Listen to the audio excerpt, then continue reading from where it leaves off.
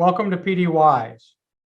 Davis Phinney is an Olympic bronze medalist, as well as a Tour de France stage winner who has celebrated the most victories of any cyclist in American history. From the late 1970s until his retirement from professional cycling in 1993, Davis achieved more wins, 328 victories in all, than any other U.S. cyclist. In 2000, after years of feeling not quite right and an almost endless round of testing, Davis was diagnosed with young onset Parkinson's disease. It was then that he created the Davis Phinney Foundation for Parkinson's. The foundation has become a leading source for education, as well as resources to help people with Parkinson's take action to live well today. Annually, the foundation reaches more than 500,000 individuals and families through online resources, events, community engagement, and more. Today, Davis lives in Boulder, Colorado with his wife and fellow Olympian, Connie Carpenter Phinney. They have two grown children, Taylor and Kelsey, who are involved with the organization in a variety of ways. And Davis continues to celebrate the daily victories in his life, inspiring others by living well and sharing his message of optimism with those who need it most. Davis, welcome to PDYs. It's such a thrill to have you here today.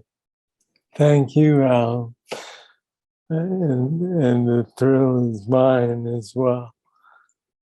Well, thank you. Let's start at the beginning for those who may not know your story. Tell us when you were diagnosed with Parkinson's and how that all came about.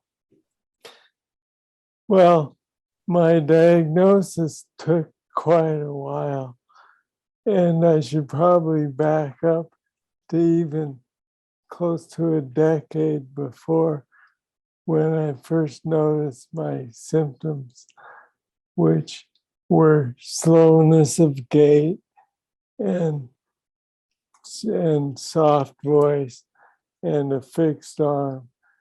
And those were happening in early 1990s.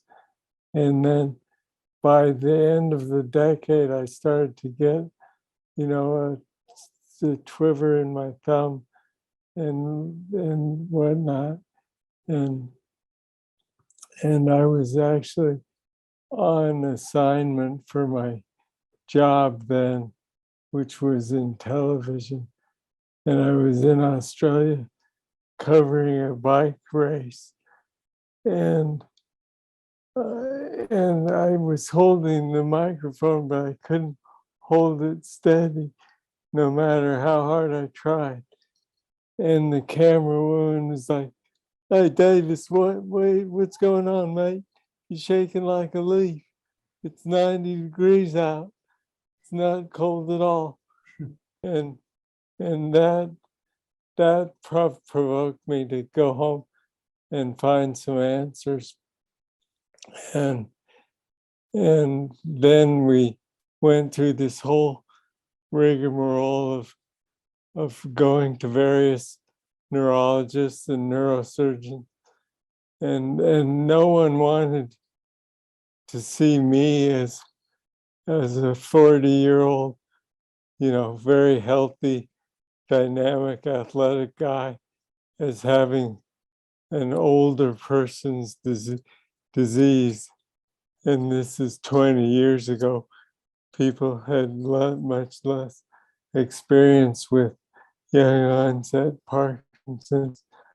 But finally, I found a neurologist who gave me a course of Cinemat, and that had some fairly dramatic results, even with my minimal symptoms that were presenting at that point. And so, he said, "Son, I'm sorry, but I believe that you have Parkinson's."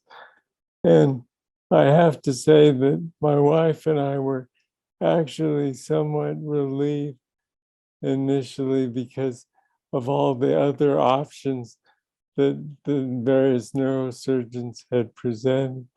And so it is what it is. But here I am 20 years later, and I'm still out riding my bike and doing things as best as I can. Yeah, and we're going to talk a lot about that and the ways that you've really taken action on behalf of yourself and so many other people and modeled really what it means to live well with this disease. And so that was 2000, I think. So, Yes, finally diagnosed with symptoms a few years earlier that you were chasing, which, as you know, is not an uncommon scenario, particularly in yeah, younger people, because to correct. whatever extent a neurologist is looking for Parkinson's, they don't look for it in younger people. Certainly 20 years ago they didn't. Maybe they do now more than they did then. Well, you talked about shaking and the cameraman sort of, picking up on that a little bit. And we know that Parkinson's presents differently, in people, that the symptoms are different. What's it like for you to live now with Parkinson's? What are your main symptoms, and what do you have to manage most? Well, I mean, that's an interesting question because as you say, when you live with this disease a long time, there's a slow erosion of your capacity. And but I'd say that my biggest problem right now is my voice and my difficulty speaking well, uh, which I should work on more. And I know that, and I'm trying to, but I just can't.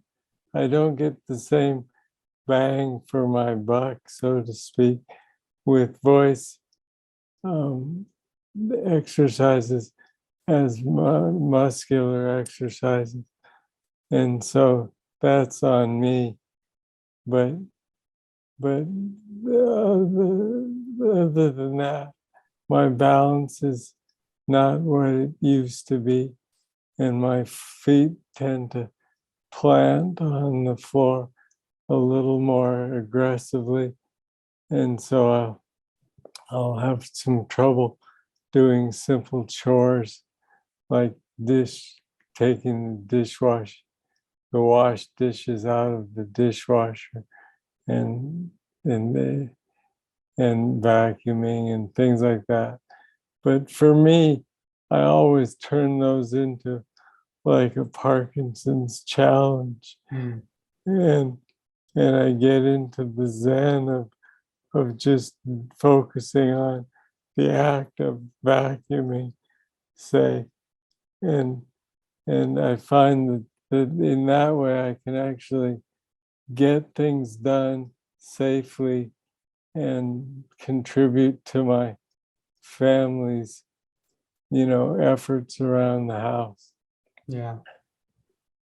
Yeah, that's terrific. And that leads me to another sort of question. I mentioned in the introduction, how successful you were as a, Olympian cyclist and a professional cyclist. And, you mentioned your sort of natural proclivity toward, exercising your larger muscles, as it were, and things that sort of line up with cycling. I rode bikes when I was in college and beyond for a little bit, and I followed your career, and you were a pretty savage sprinter. I mean, you were really fast and known for that, among other things. And it seems to me that being such an elite athlete has helped you sort of live with Parkinson's in ways that have been helpful to you.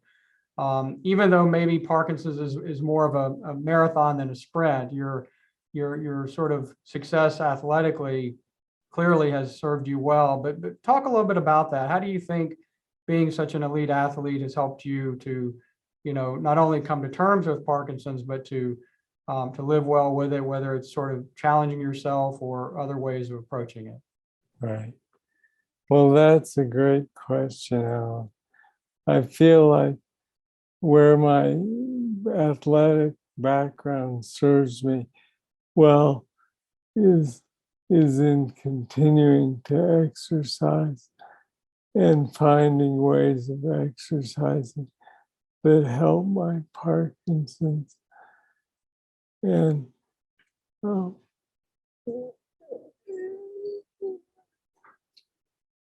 don't you love this disease? Take your time. It's okay. We got all day. Yeah. Okay. Well, there I spit that little symptom tooth out. So hopefully it won't come back right away. But for me, it's been an interesting process because I was coming from a level of exercise and training that was extreme, and taking that down progressively because it was not serving my Parkinson's. And yet I've found a place now where if I can get out for an hour a day or maybe a little more on my bike and get to the gym and a couple of days a week and use the rowing machine and some of the weights and whatnot, I feel like that's really helping my Parkinson's. And with the pandemic, unfortunately, I lost my habit of going to group activities like boxing and spin class because I was really engaged in those about 5 days a week, 5 or 6 days a week previous to the pandemic. But then, your habits change.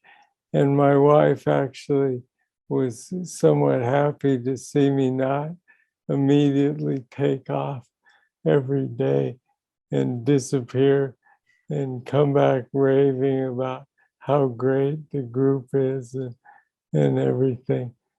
And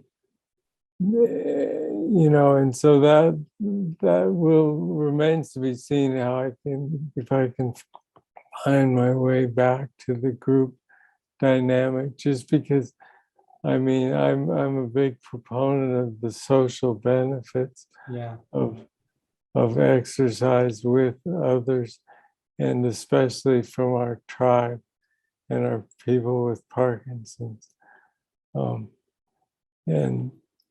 But for me personally, it's fairly easy to get up and think about, well, okay, I need to do this, and this, and I need to find a form of exercise. And so it's not that difficult for me to get out and work out and to be a proponent of that. And I realize that for many people, that's a difficult thing to face. And so that's why I promote classes for people who feel like they can't exercise on their own. Well, let's stay there just for a minute. I mean, of course, just to make sure everybody, is reminded of this, we know that exercise is, as good a medicine as any that we have, both to manage symptoms and certainly to slow progression. And, I always tell people it doesn't matter really what kind of exercise you do, just that you do it and that you enjoy it, because if you enjoy it, you'll stick with it.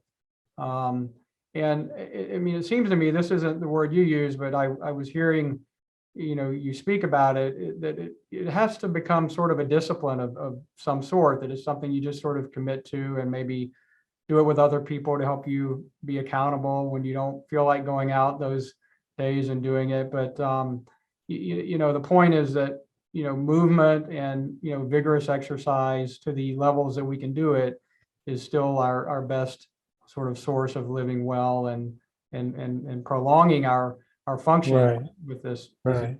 So, and that's what I would totally agree with, is that it's the number one way it's the biggest investment you can make in prolonging your health.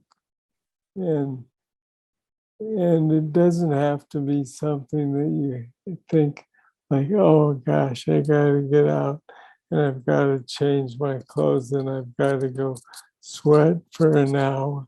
Right. I mean, I often say that something is better than nothing. So if it's walking up the stairs in your apartment, if you can make it up the stairs once or twice, then that's a great place to start, because the thing is that you've just got to keep moving in some form or fashion, and otherwise the disease will win. And our role as people with Parkinson's is not to let the disease win if we can at all help it. Yeah. So well said. And I couldn't agree with you more. So exercise, of course, you do that, and you know, advocate for others doing that. And, you know, what else do you do to take care of yourself, Davis? I know other things that are important to you. Yeah, I mean, I, like many people with Parkinson's, have trouble with getting my digestion to pass through. I mean, I would love it if gravity worked a little better in that respect. But so I work with my diet, and I've tried various concoctions to help ease the passage, so to speak, and with some success. And so there's that, and there's to me the biggest issue with Parkinson's, I think long term, is people's loss of sleep, of quality sleep. And so I've really worked hard on trying to find ways to sleep better versus, well,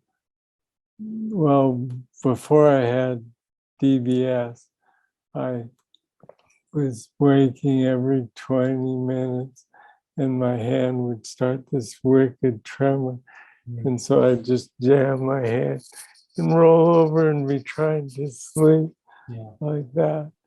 And so, I mean, there's no way that you're going to actually win anything with Parkinson's if you can't get some form of recovery sleep. And so with me, I've got a fairly set routine, which is that, you know, if my wife and I have had dinner, I try not to eat that much food late at night, and then I'll read for 30 minutes or an hour or whatnot until I'm sleepy, and then fall asleep. I still get up probably on average 4 or 5 times a night, so I haven't won the battle totally, but in between those wakings, and a lot of that is just because my auto response is that I must have to go pee, and so, you know, you're out of bed and stomping down the hall and hopefully not tripping and whatnot.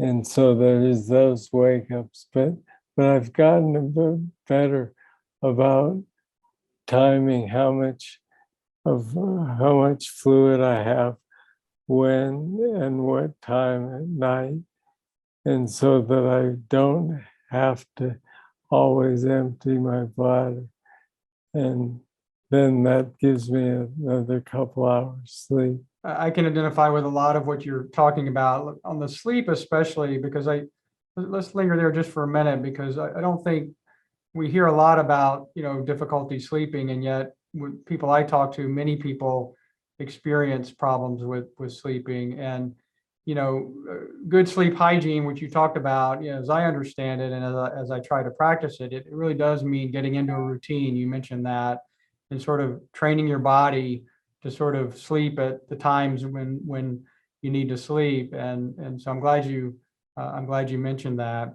And then, going to the bathroom, that's one of the gifts of aging, right? I mean, whether you have Parkinson's or Yeah. not, that just becomes something that you have to build in. But I appreciate you talking about that, because I don't hear as much talk about the sleep issues as probably we need to hear. Yeah, I mean, just because, and this maybe goes back to my athletic self, is that, if you're not sleeping well, there's no recovery. And if there's no recovery, then your body and your adrenal system is always putting out more and more and more. And, there's a finite amount of that. But this also brings up some tactics that for me, I don't talk about very much, but I'll share them with you, Alan. Great, thank you. Which is that I take a tincture that has primarily CBD in it, but also a very small amount of THC, and that's proven really helpful to me. And so, for people who don't know what I'm talking about, this is medicinal marijuana, and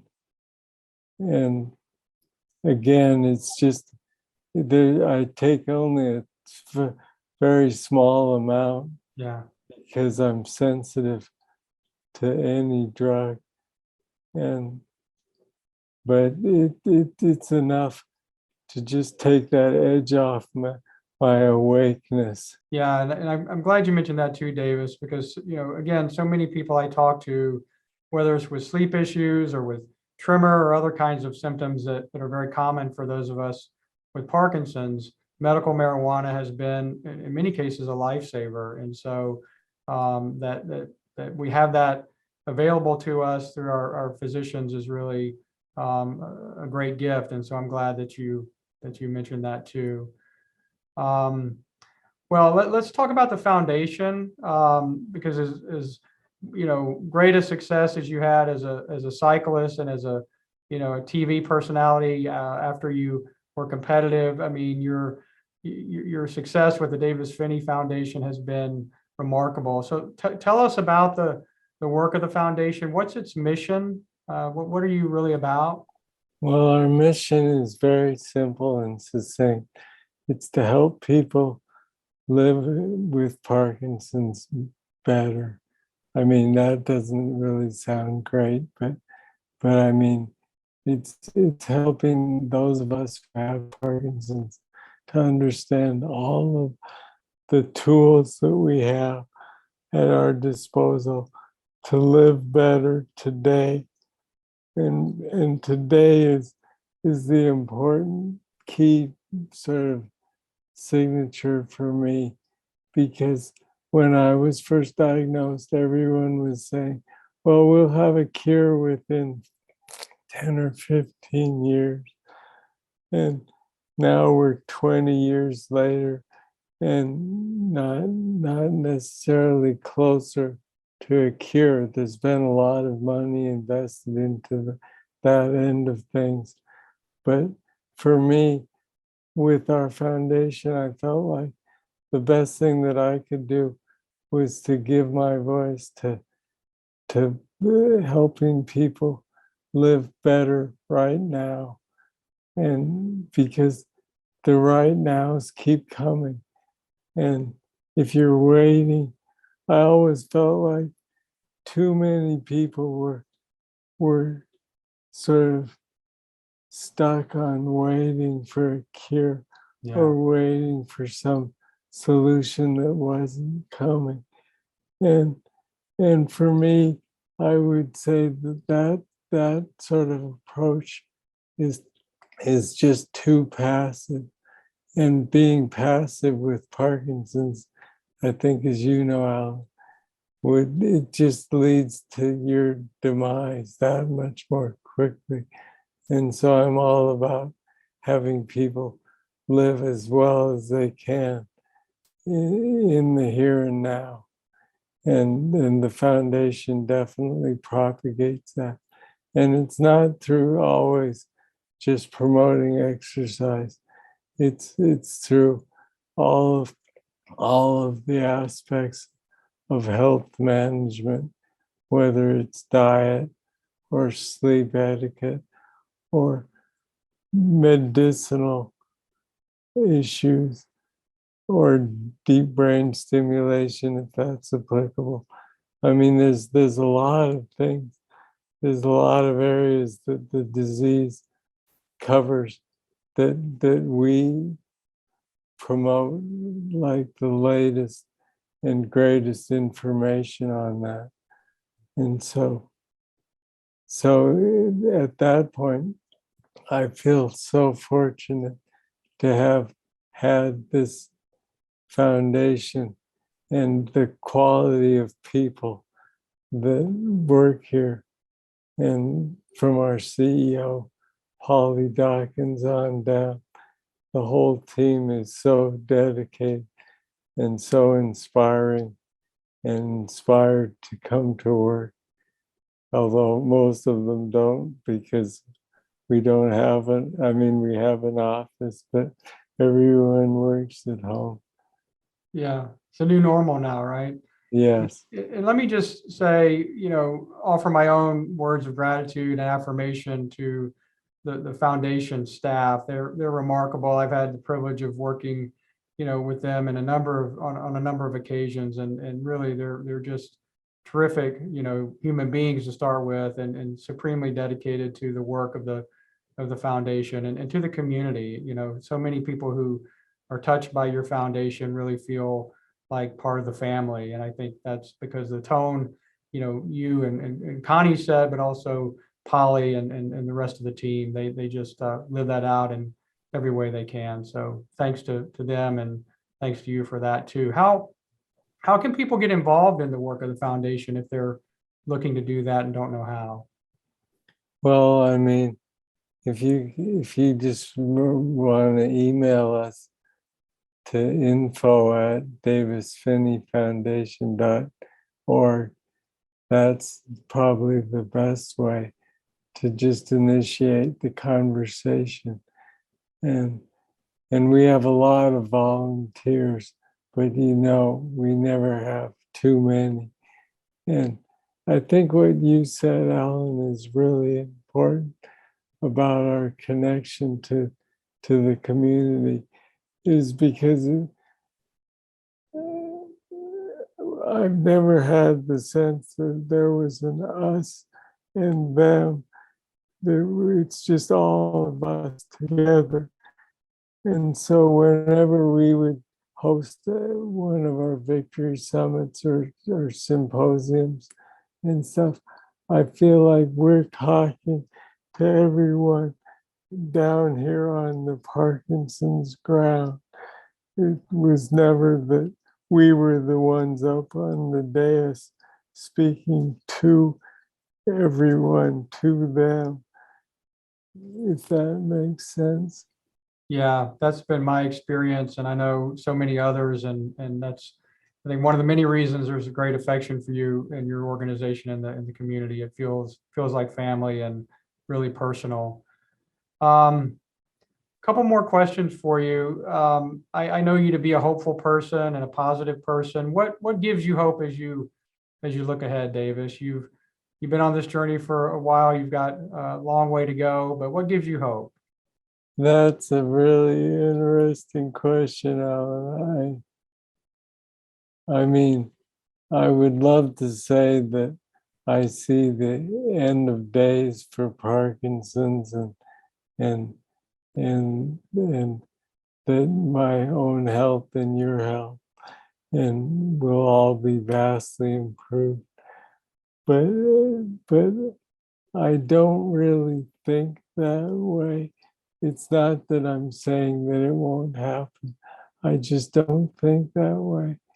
And so if anything, Parkinson's has done is brought my viewpoint of hope much closer.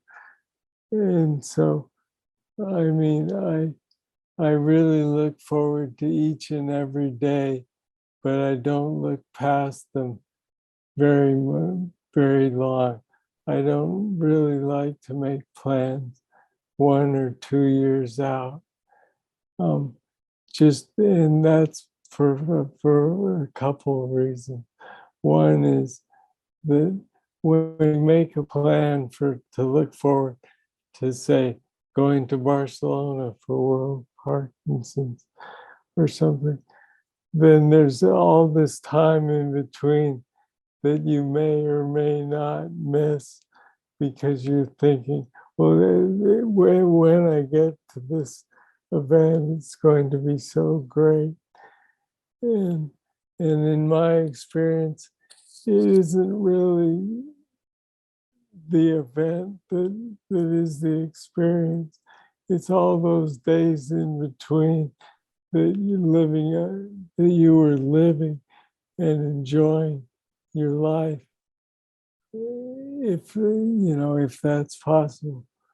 And so for me, those milestones to look forward to, I've just sort of eased off on thinking about those.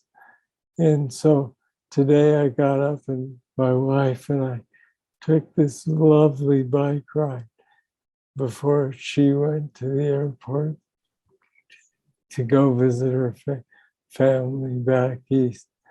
And so my hope is that I get up tomorrow and have a similar experience.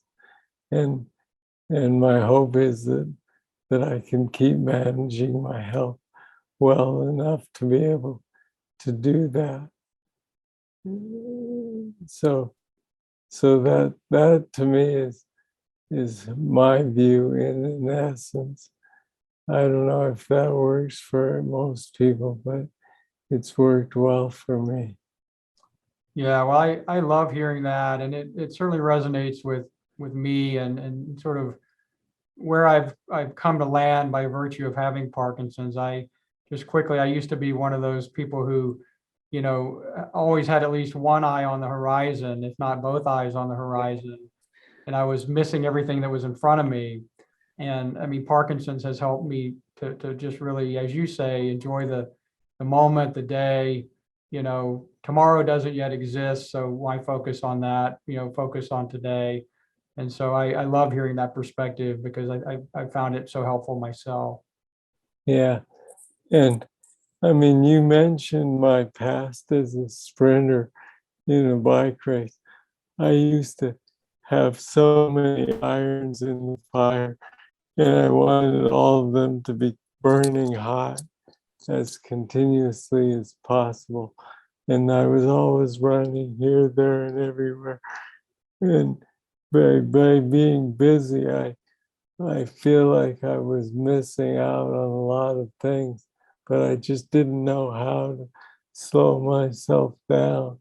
Well, Parkinson's is a great way to slow yourself down whether you want it or not.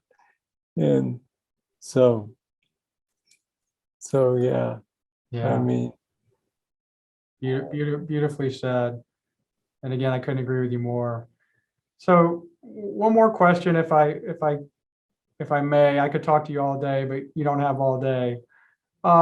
Looking back, 20 plus years, given what you know now and the perspective you've just shared so eloquently, if there was something you could say to your newly diagnosed self, Davis Phinney, 20 plus years ago, who's just getting on the road, what would that be? I would say that